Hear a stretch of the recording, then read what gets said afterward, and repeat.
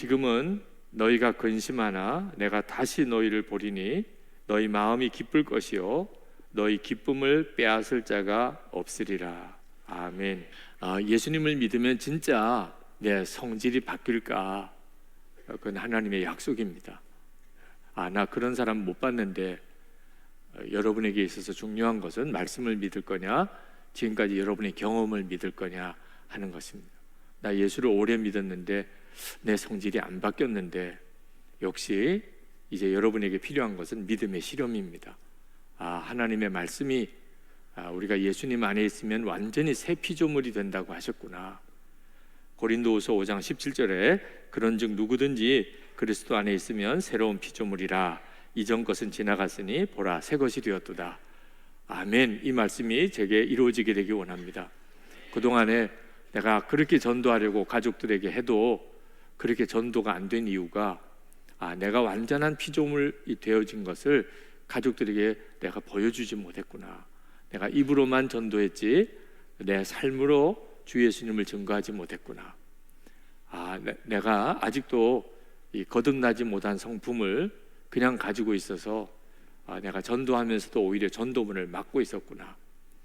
여러분의 성질이 바꿔지는 것은 그것은 정말 놀라운 일이고 하나님의 계획이고 여러분들이 그렇게 사모하고 소원하는 전도의 문이 열리는 것입니다. 이 일은 믿음의 실험이 필요합니다. 주님이 약속하셨으니까 주님이 반드시 이루실 것이다. 예수 믿으면 사람이 완전히 바뀐다. 성질도 바뀐다. 우리의 성질이 바꿔지는 것을 성령의 열매라고 성경이 말합니다. 성령이 내게 오셔서 내 삶을 완전히 바꾸시는, 성질을 바꾸시는 게 성령의 열매인데 그 중에 하나가 기쁨입니다. 성령의 열매 중에 두 번째 희락이라고 하는 열매가 있습니다. 기쁨이 넘치는 거죠. 기쁨은 정말 놀라운 것입니다. 기쁘면 아무리 힘들고 어려운 여건에서도 얼마든지 견뎌나갈 수 있습니다. 기쁘면 사람들이 다 기뻐합니다. 나를 기뻐하는 사람을 주변에서 다 기뻐해요. 정말 기쁨은 우리의 삶 전체를 아주 새롭게 만들게 됩니다. 정말 놀라운 거죠. 근데 기쁨이 있는 사람이 바로 그리스도인이에요. 세상에서 가장 놀라운 기쁨을 가지고 있는 사람이 그리스도인입니다. 성경이 일관되게 그 이야기를 하고 있어요.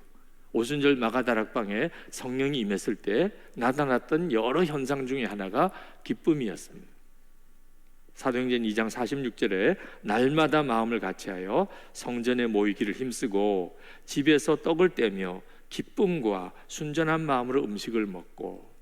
그러니까 교회는 성령이 임하여 모여진 공동체인데 교회의 가장 놀라운 특징 중에 하나가 기쁨입니다. 예수 안 믿는 사람이 교회에 와서 놀라는 것 중에 하나가 기쁨입니다. 어쩌면 여기는 이렇게 기쁨이 있는가?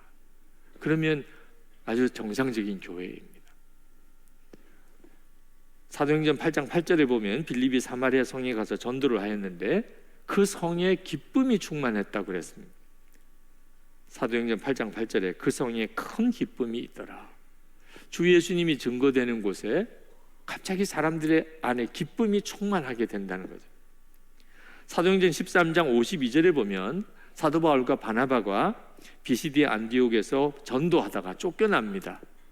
얼마나 힘들겠어요. 얼마나 마음이 어렵겠어요. 그런데 그들 가운데서 그들은 기뻐합니다.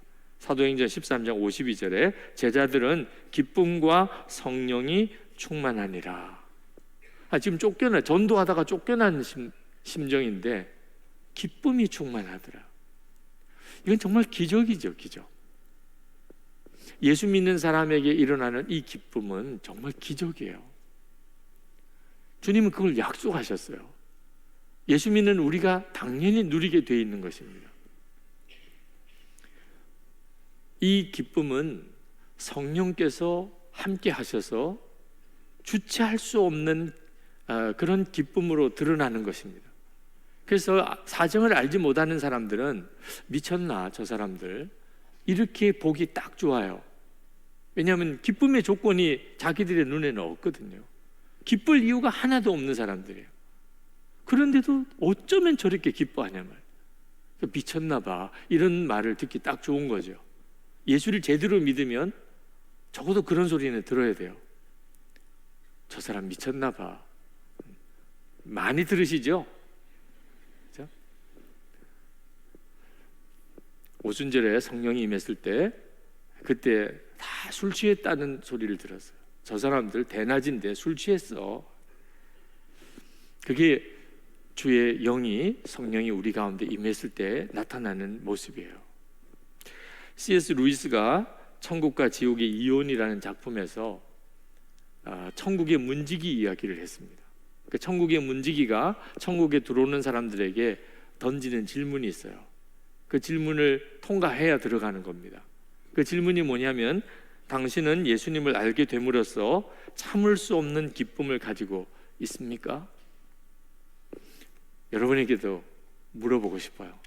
예수를 믿음으로 인하여 참을 수 없는 기쁨을 가지고 있습니까? 만약에 가지지 못했다면 오늘 정말 잘 나오셨어요. 이거 못 듣고 그냥 하나님 앞에 갔으면 얼마나 낭패할 뻔했어요. 빨리 주님이 약속하신 이 기쁨을 여러분이 누려야 합니다. 성령의 열매인 기쁨은 이 세상의 기쁨과 다릅니다. 세상에서도 사람들이 기쁜 일들이 있어요. 뭘 많이 가졌거나 또는 원하는 일이 이루어졌거나 그러면 세상 사람들도 기뻐하지요. 아름다운 자연을 보고 기뻐하기도 합니다. 그리고 아주 멋있는 집, 감동적인 영화 또는 합격의 소식, 응원하는 팀이 승리했을 때 다 기뻐하죠. 그러나 이 세상이 주는 기쁨은 다 그 한순간에 싹 사라져 버립니다. 어떤 경우는 그렇게 기쁠 일이 더 슬픈 조건이 돼요. 예를 들면 사랑하는 사람과 헤어졌어요. 혼자서 아름다운 자연을 봐요. 그때 그 아름다운 자연은 그에게 슬픔을 줍니다. 아름다운 자연이 오히려 그를 더 힘들게 해요. 정말 기쁜 소식이 들려왔어요. 합격했어요. 그런데 사랑하는 사람과 헤어졌어요. 사별했어요. 그 합격의 소식이 더 마음을 애통하게 해요. 세상의 기쁨도 있지만 그 세상의 기쁨은 온전한 기쁨이 아니에요. 환경과 여건에 따라 얼마든지 뒤집어지고 한순간에 사라져버려요. 근데 성령의 열매인 기쁨은 한결같은 기쁨이에요. 어떤 환경과 여건에도 변함이 없어요. 그러니까 이 기쁨이 정말 놀라운 거죠. 야고보서 1장 2절에 내 형제들아 너희가 여러 가지 시험을 만나거든 온전히 기쁘게 여기라. 여러 가지 시험을 만났는데 온전히 기쁘게 여기라. 이게 바로 성령께서 우리에게 주시는 기쁨이에요. 그러니까 우리에게 있는 건 아니라는 거죠. 여러분의 지금 현실이 힘들어도 기뻐요. 몸이 아파도 기뻐요. 시험에서 떨어졌는데도 기뻐요. 세상에 그런 일이 있을 수 있겠어요? 정말 그런 일이 있을 수 있겠습니까? 실패했는데도 기쁘고 불합격했는데도 기쁘고 몸이 아픈데도 기쁘고.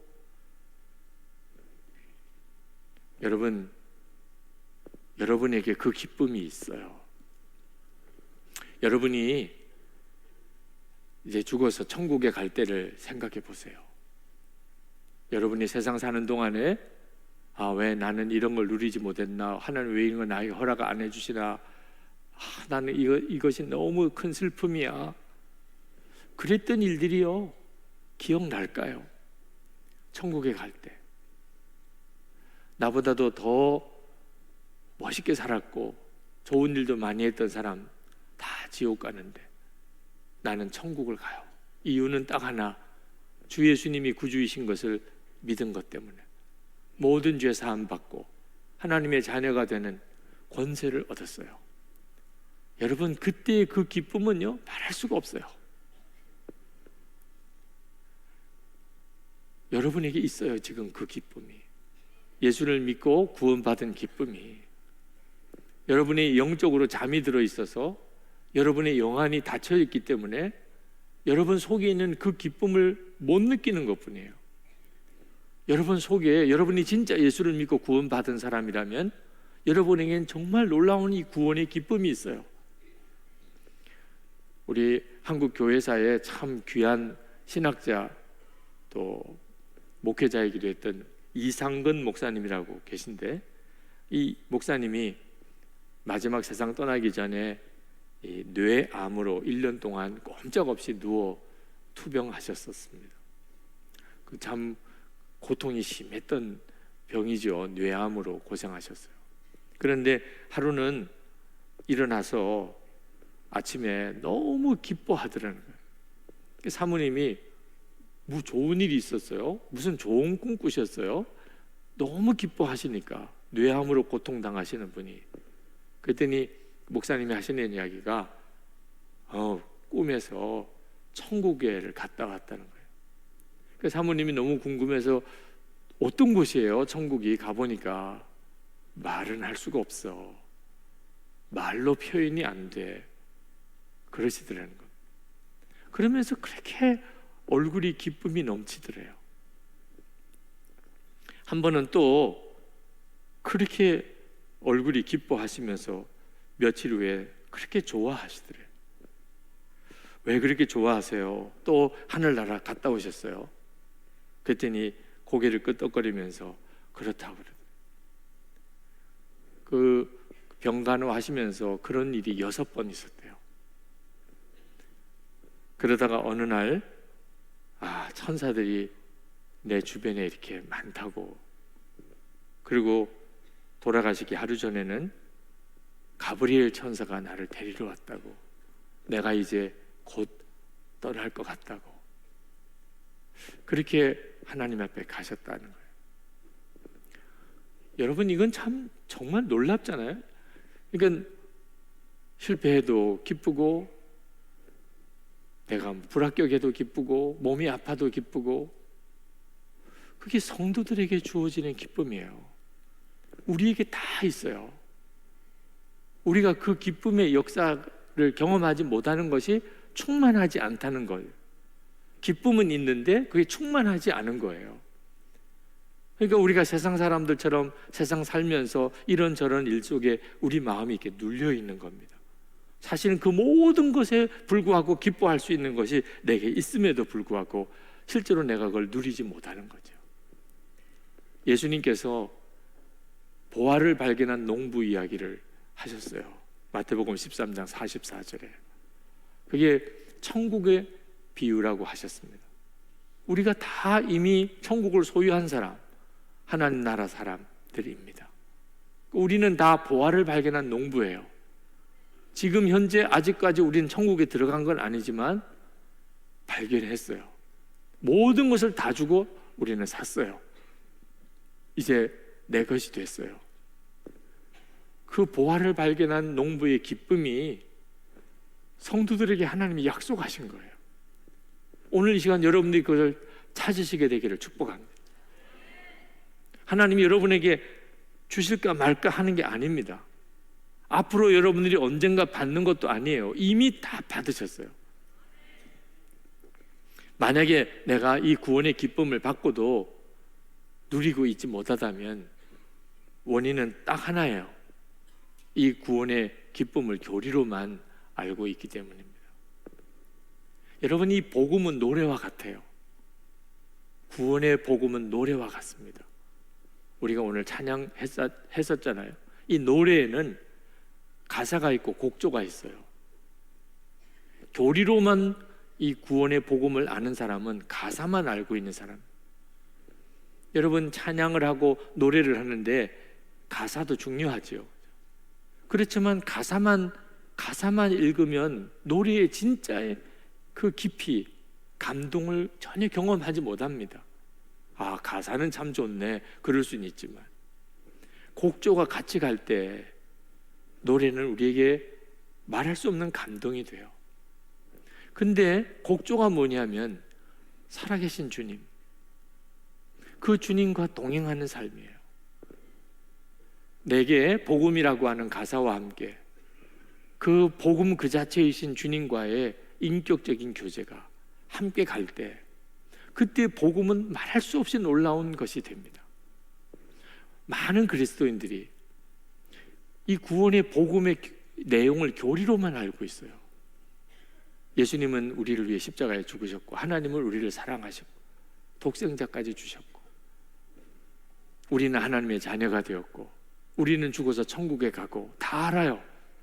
근데 그게 가사일만 아는 것에 불과하게 되면, 알기는 다 아는데 기쁨은 없어요. 오늘 이 시간에도 그런 분들이 있어요. 복음을 다 알아요. 근데 기쁨은 없어요. 그 기쁨은 어디서 오지요? 복음 그 자체이신 예수님, 그분을 알 때 오는 거예요.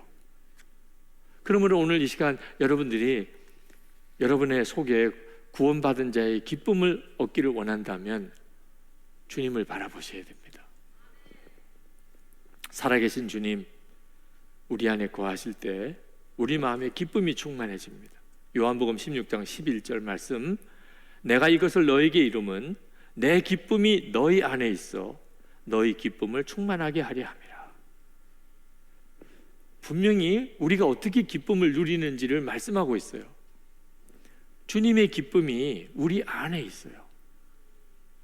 그건 예수님과 기쁨이 따로 있을 수가 없어요. 예수님, 그분이 내 안에 계시니까 주님의 기쁨이 내 안에 있는 거죠.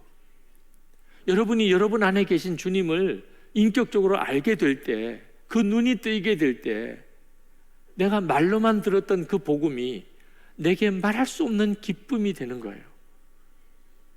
뭐라고 설명할 수 없는, 사람들이 미쳤나? 이렇게 생각할 그런 기쁨이 내 안에 일어나는 거예요. 우리 주님은 기쁨의 주님이세요.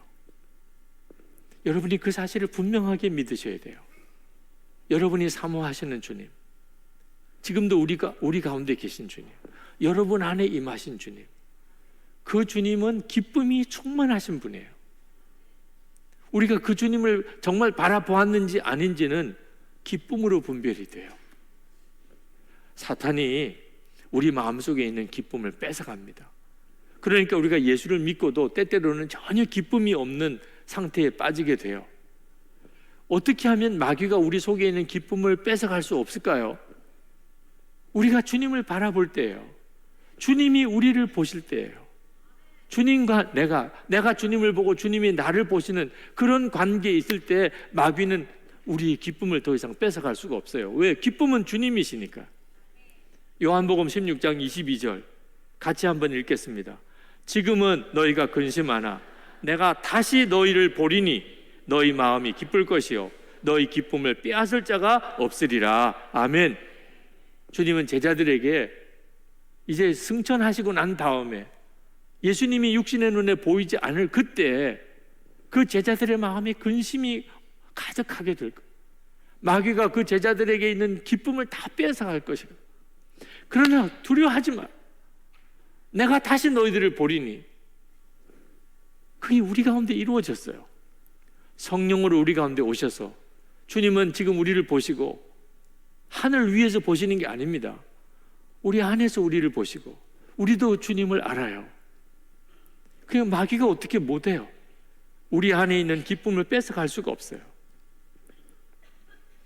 기쁨이 없이 예수님을 믿는 사람은 주님을 바라보지 못하고 있는 것입니다.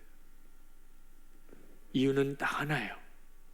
그는 지금 현재 그저 교회만 다니는 식으로 예수를 믿는, 교리를 아는 정도로 예수를 믿는, 주님을 실제로는 바라보지 못하고 있는 거예요.